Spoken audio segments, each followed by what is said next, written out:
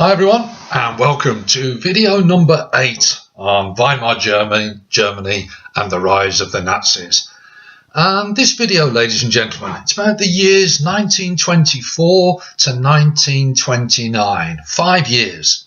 And sometimes it's referred to as the golden era or golden years, as the late great David Bowie once sang. Golden years, what, golden, what, golden years. Now, is that a fair reflection and a fair comment about Weimar Germany from 1924 to 29? That's what we're going to have a look at in this video. Now, if you remember from our previous videos, we looked at the work of Gustav Stresemann, Chancellor and then Foreign Secretary, and we've seen that he had some good benefits and some good advantages to Germany. The economy improved. Germany improved its relations with other countries, particularly in Europe. So we see that's part of the reason why Germany is referred to as the golden years. But as well as Stresemann's work on the economy, which was improving, also other reforms were introduced. And this video, we're going to have a look at some of those reforms to see if the standard of living for German people actually did get better in these 5 years. Now, when we look back in history, we have to be very careful when we're talking about stuff like golden years.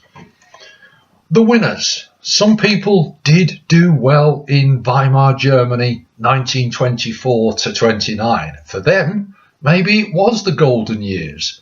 Winners are grinners. Sorry about that. But maybe some people didn't do as well. Maybe they were the losers.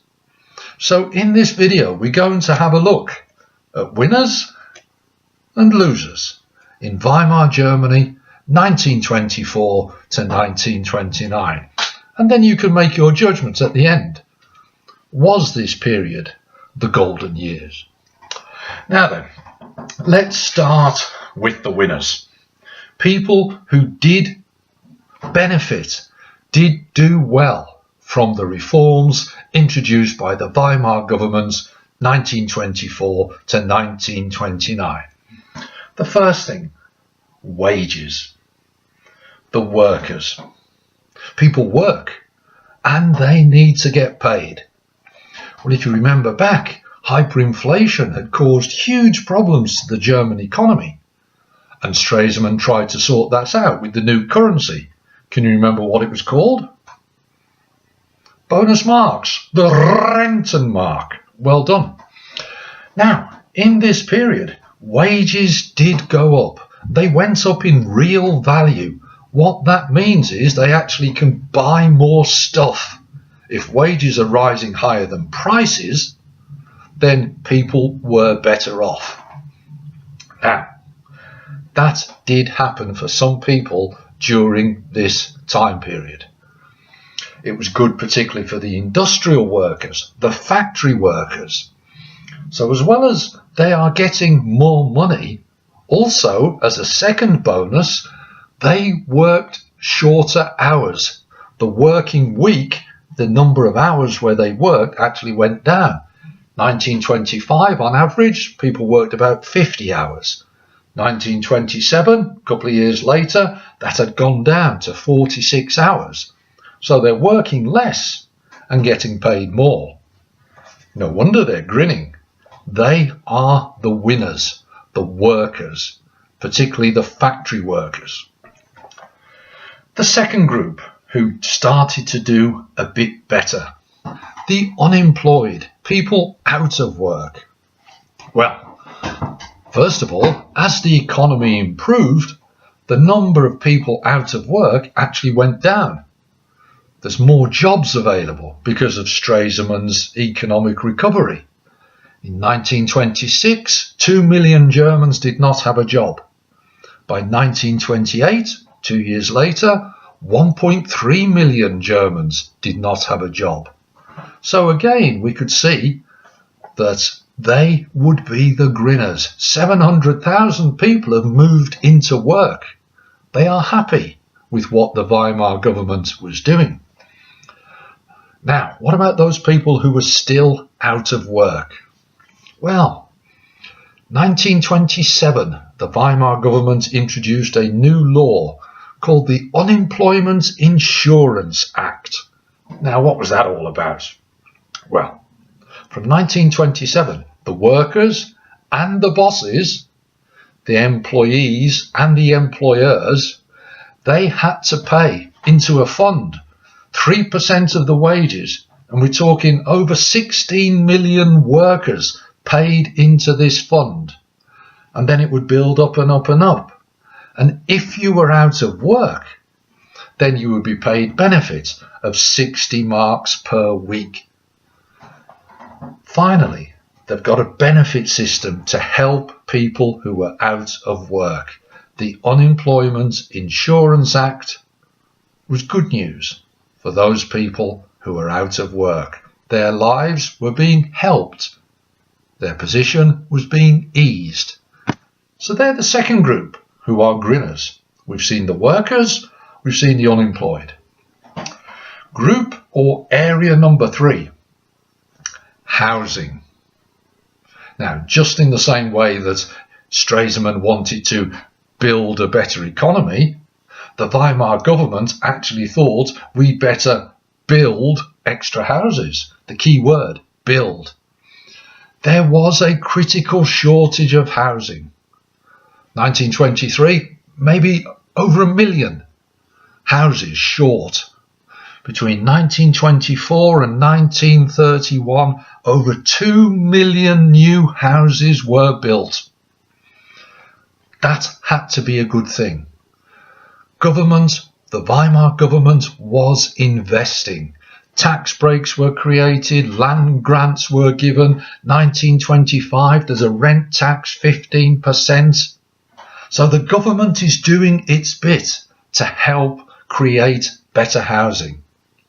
As well as the government, there was also building associations, sort of like private companies.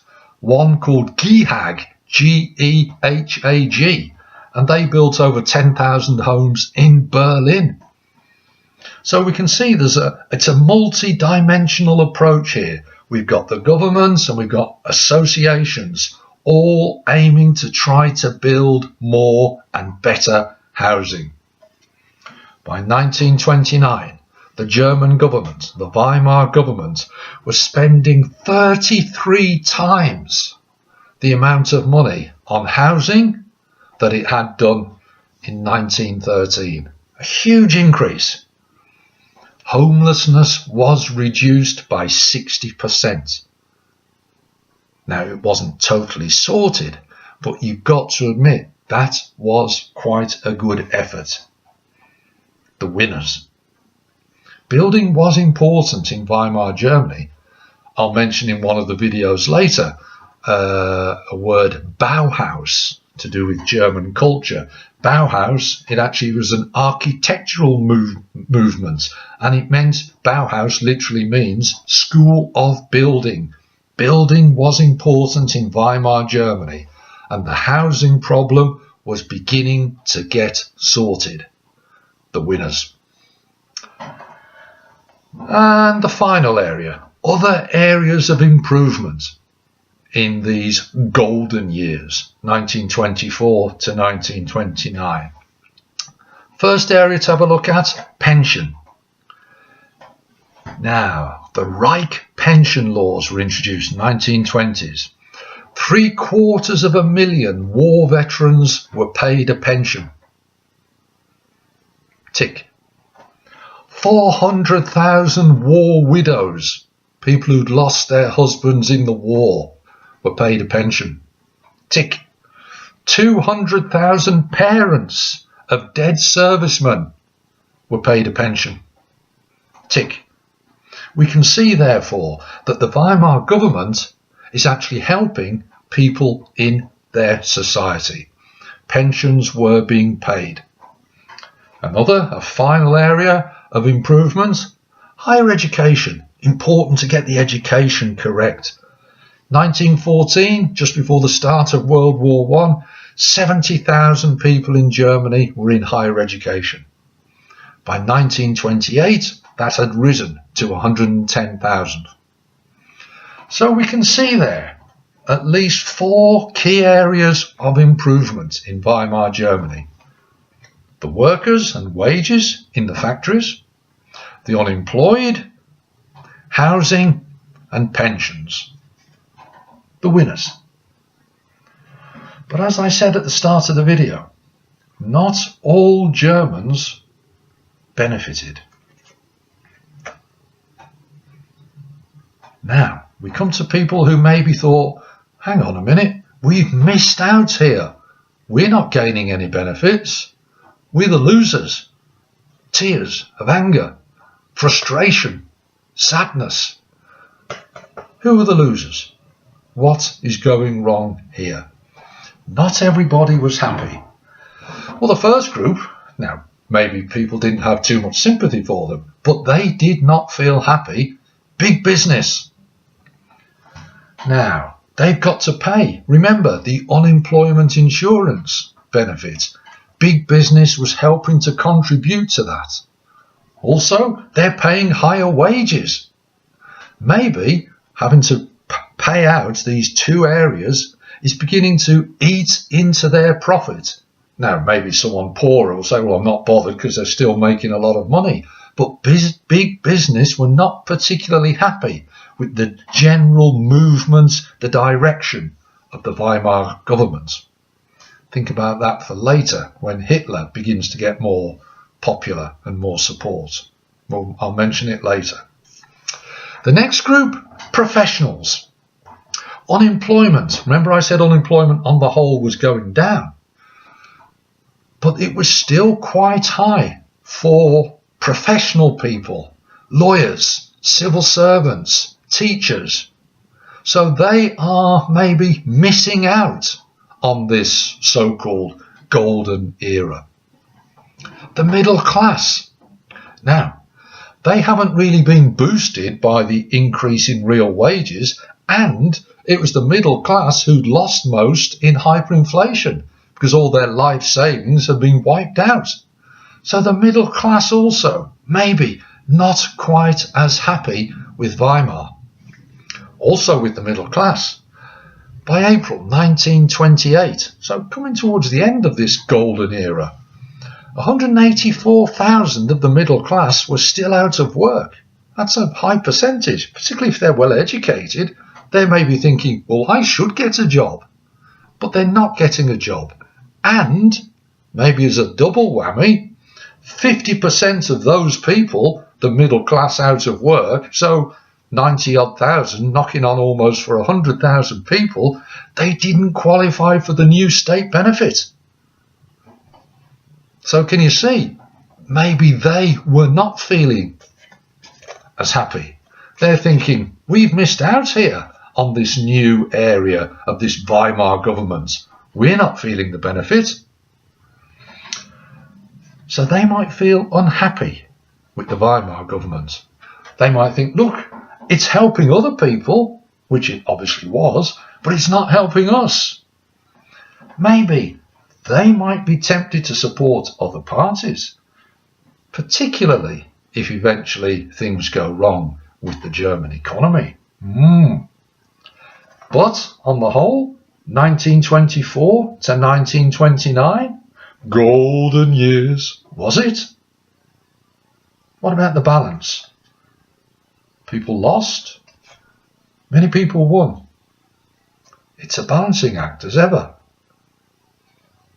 Winners and losers. The golden era. Was it a golden era? What do you think? Well, the new reforms, housing, real wages, unemployment, pensions, yes, they did benefit many people in society. The German economy was okay, it was doing well, it was recovering, Stresemann. But it was based on American loans. Was it really robust as an economy, Or was this recovery quite fragile? It was dependent on America. Question: what might happen to Germany, Weimar Germany, the economy, if America collapsed? If America hit problems, what would that mean for Germany? The winners, would they be still smiling? The losers are already sad. It all depends on America. And as we'll see in some of the later videos, things do go wrong in America. I wonder what happens then for Weimar Germany. 1924 to 1929, golden years. Hope it's been useful. I'll speak to you soon. All the best now.